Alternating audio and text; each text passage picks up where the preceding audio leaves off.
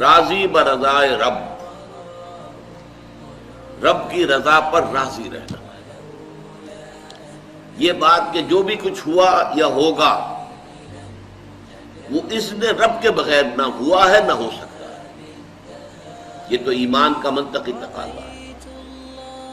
یہاں پتہ تک نہیں ہلتا جب تک کہ اللہ کی اجازت نہ ہو، اذن نہ ہو.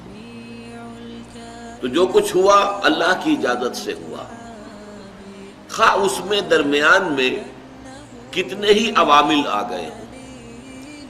کسی نے اٹھا کر آپ کو پتھر مارا، لیکن یہ پتھر آپ کو نہیں لگ سکتا تھا اگر اللہ نہ چاہتا.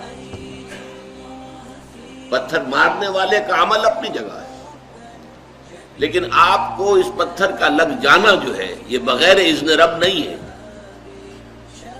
لہذا اس کو سمجھیے کہ اللہ کی طرف سے آیا.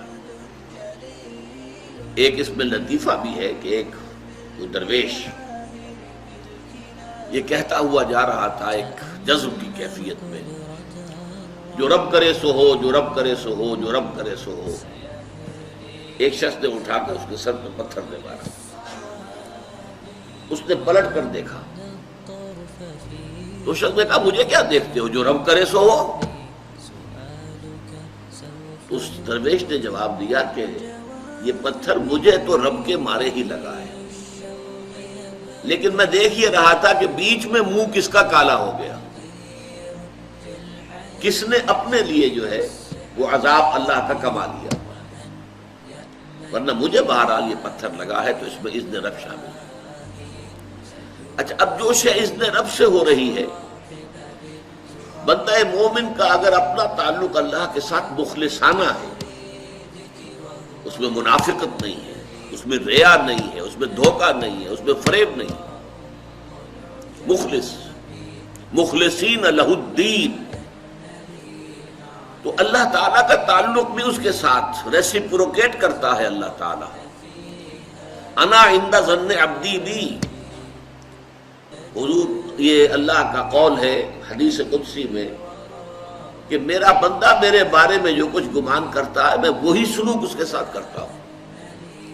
اللہ تعالیٰ بھی مخلص ہے. اللہ تعالیٰ کی مرضی کے بغیر کچھ نہیں ہو سکتا، تو یقیناً جو کچھ ہوا ہے اس میں میرے لیے خیر ہے. چاہے فوری طور پر مجھے ناگوار گزرا ہے، مجھے تکلیف ہوئی ہے، میرے لیے یہ شے جو ہے ناپسندیدہ ہے، لیکن ان دی لانگ رن مجھے یقین ہے کہ اس میں خیر ہے. بیدک الخیر انک علی کل شیء قدیر. اے اللہ تیرے ہاتھ میں خیر ہی خیر ہے، تو ہر چیز پر قادر ہے. اچھا، جو ہوگا وہ بھی اذن رب کے بغیر نہیں ہوگا. یہی تصور اس کے بارے میں ہونا ضروری ہے. اسی کا نتیجہ یہ نکلتا ہے جس کو قرآن مجید بار بار کہتا ہے، بار بار کہتا ہے، بار بار کہتا ہے، لا خوف علیہم ولا هم یحزنون. کیا مطلب اس کا؟ نہ ان پر کوئی خوف ہے نہ حزن سے دو چار ہوتے. عام طور پر یہ سمجھا جاتا ہے کہ یہ آخرت میں ہوگا. آخرت میں تو بتمام و کمال ہوگا، دنیا میں بھی ہوتا ہے. خوف کس بات کا بھائی؟ ہوگا وہی جو میرا رب چاہے گا. وہ میرا دوست ہے، میں اس کا ولی، وہ میرا ولی. الا ان اولیاء اللہ لا خوف علیہم ولا هم یحزنون. جو اللہ کے ولی ہوتے ہیں، اللہ کے دوست ہوتے ہیں، ان کے نہ کوئی خوف ہوتا نہ حزن ہوتا. خوف کس بات کا؟ ہوگا وہ جو اللہ چاہے گا، اور جو کچھ اللہ چاہے گا اس میں کوئی نہ کوئی خیر ہوگا، چاہے فوری طور پر مجھے نظر نہ آئے. قرآن کہتا ہے سورہ بقرہ میں عسیٰ ان تکرہوا شیئا وہو خیر لکم وعسیٰ ان تحبوا شیئا وہو شر لکم. عین ممکن ہے کہ تم کسی چیز کو ناپسند کرو درحالے کہ اسی میں تمہارے لیے خیر ہو،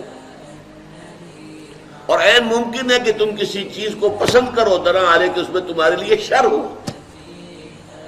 اللہ یعلم وانتم لا تعلمون. اللہ جانتا ہے، تم نہیں جانتے. تم افعال و اعمال و احوال و واقعات کے ظاہر کو دیکھتے ہو، اس سے متاثر ہو جاتے ہو.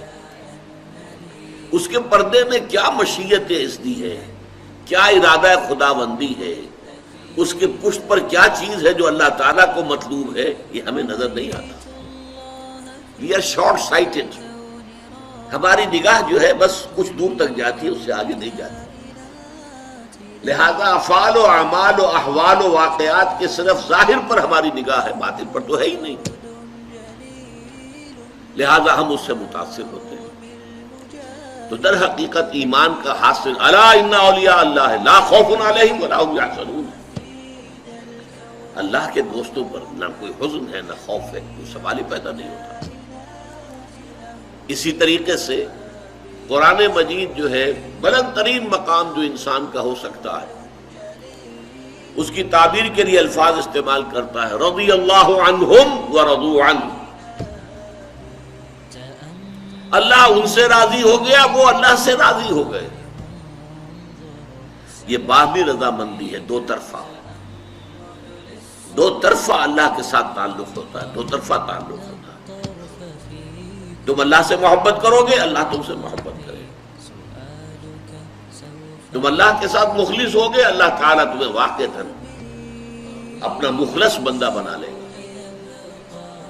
تم اللہ کی طرف چل کر آؤ گے، اللہ تمہاری طرف دوڑ کر آئے گا. تم بارش برآؤ گے، اللہ ہاتھ بڑھائے گا. تم اسے محفل میں یاد کرو گے، اللہ اس سے کہیں بہتر محفل میں تمہارا تذکرہ کرے گا، ملائکہ مقربین کی محفل میں. تم اللہ کو اپنے دل میں یاد کرو گے، اللہ اپنے جی میں تمہیں یاد کرے گا. یہ دو طرفہ معاملہ ہے.